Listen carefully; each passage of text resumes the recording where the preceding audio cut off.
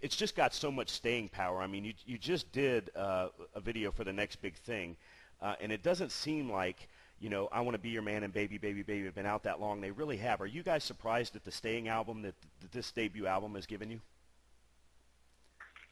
A good question. What's amazing is I remember that album had been a long time in coming too. Like Right. it was a long time from the time that Mike had written the songs and the guys had been out or whatever playing, and like between that and the point that the album was even released was like actually a really long time too. So the songs are extra old actually. Yeah. That's from like 5. So Yeah. yeah, it really does have staying power. Is what I'm getting at. Right. And there's a new album. I mean, obviously you guys are musicians, so there's obviously a new album planned. I mean, you don't stop writing it. But you're looking at a drop date of sometime in 2010, and then there's going to be a tour as well. Yes, I mean that's definitely the plan. I'm still writing the record right now. We're planning to get into the studio hopefully after the new year and record that. And the thing about records is, even if we finished it in March, being able to release it soon after is sometimes not practical.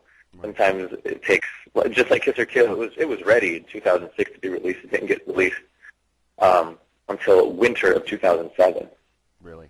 It took a while, just because of the semantics of releasing an album, pressing and promoting and all this stuff. So a definite date I couldn't give you, but I mean, the goal that we're shooting for is to release something in summer of 2010, late summer at the latest.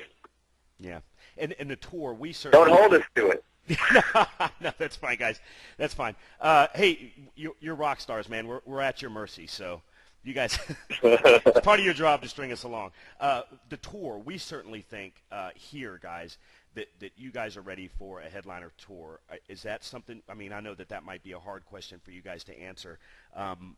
Is that what's planned for the tour with the new album, with Kiss or Kill doing so well?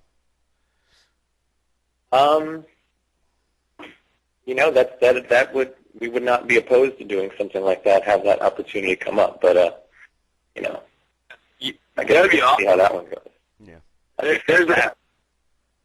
What's amazing is most of those decisions, like when you start a band that you think that you're going to go do your own band, you're going to like sort of be your own thing and whatever. Mm-hmm. And then like I think the big learning thing for me at least over the years has been that the more important the decision seems, the more likely it is that there's probably an office somewhere that makes that decision. Right. Yeah. And that's not a bad thing. It just seems that it's one of those things where you love to be able to say, okay, we're going to do this, we're going to do whatever, but so many other players involved with everything involved in the music business. It truly is a business, so it's amazing. If there was a demand for us to do a headlining tour, I'm sure we would definitely be there to do it. That's for sure. Yeah, well, that sounds great. We definitely will hold you guys to that. Maybe not with the new album, but sometime in the future, we really would like to see it.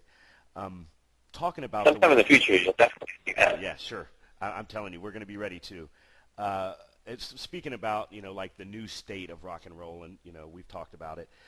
You guys have hit the pinnacle, and really you guys don't even need to make another album. You guys don't need to go out on tour anymore. You don't need to make any more videos. You guys are on fucking Rock Band. How awesome was that? Yeah. What kind of experience was that doing, having them, get one of your songs and put it on there? That, I mean, to me, it was sort of a turning point because all my friends would call me. And they'd be like, we're playing your song right now, man. This is awesome. And I, to this day, have never, besides seeing clips online of people posting their highest scores and, their own Endeverafter rock band and stuff like that, I've never seen no played it myself. I mean, the company had given us like a free rock band set and all that, and I still have never played it to this day. But I was incredibly excited when I got the news, and they were like, you're in Rock Band too, and blah, blah, blah. I was like, holy crap, I can't believe this is happening, Yeah. And all, the excitement of all my friends is what was really insane. Yeah. Oh, yeah. you could be at a bar, and here's the crazy thing. You could be at a bar talking to some girl or something, and they'll ask you about your band, and they'll be like, "Oh, really?" And you'll be like, "Yeah, national tours," like blank stare. Like, "Oh, yeah, really? Who you tour with?" You name these names. They just look at you like whatever. And then you say, "Oh, yeah, we had a song on Rock Band." And it's like, "Oh, my gosh, you're huge." That's famous. That's what that name means. It's crazy. Yeah, it's like Eric says. Like you can say, "Oh yeah, we had a single on the radio." You're trying to impress somebody with all these credentials and all these past, these awesome things that have happened in the past, and charts and graphs and videos and tours. It's like you said. It's like, when you say Rock Band, they're like, "Oh my God, my little brother has that." Yeah, I think I do remember you guys. Yeah. And they'll have no clue still. As soon as you say Rock Band, they'll be like all over it. Yeah, when I was thinking about bringing that up, I said, obviously you can hear the Aerosmith influence, and you guys brought it up. I said, it took Aerosmith 30 years to have their Rock Band thing. I said, here's Endeverafter. They're just getting in the game, and they've got it done already. So you can say, hey, fucking who's Aerosmith, right? Oh, hell no. To me, Aerosmith is such a huge influence that I could never, ever even say anything like that. But yeah, it's definitely a fantastic and an incredible opportunity that was bestowed upon us. Yeah. Hopefully one day we'll have our own Endeverafter rock game where it's 50 tracks of Endeverafter. Yeah. Yeah, but you know what? Honestly, I'm glad Rock Band came around to sort of what works for their game.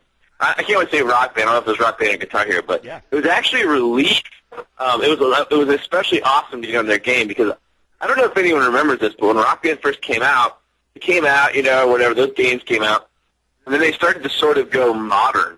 Like all the bands and all the music they'd have on their games, like not all, they were doing like modern emo band acts and sets, and I was just like, hold on. But then they came back with like, Kiss and Aerosmith and all that. Yeah. Like, I think what happened is they were playing the game, and they're like, the first editions of these games, they're like, these songs don't even have that much guitar in them. This is a keyboard song. Yeah, it's been a great, we talk about it around here all the time. It's been a great, and there's been artists that diss it and been artists that really publicly, give it some love. But it's something that really is bringing our brand of rock and roll into the forefront to a lot younger audience. Yeah, it definitely educates kids, in the ways of rock and roll. I mean, there's kids as young as 6 that are like, "I love Welcome to the Jungle. It's my favorite." You know what I mean? Like, it's my favorite Rock Band song. They don't know it's Guns N' Roses, but it's my favorite on Rock Band. Right. So kids are being introduced to a whole plethora of bands. I mean, down to Nugent. You know what I mean? Yeah. And they're like, "I like Cat Scratch Fever. It's awesome." Yeah, and plus now, it's a good rock band. Yeah. And plus now, Michael, Kristen, and Tommy can walk around on stage and say, "Hey, man, you're fucking up. It's supposed to be yellow, red, and then blue, dude." I mean, red, blue, yellow, 7.